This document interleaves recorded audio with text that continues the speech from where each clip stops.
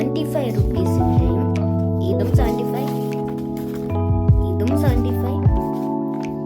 ഇത് പക്ഷേ 15 റുപ്പീസാണ്. ഇത് 40 പൈസയാണ്.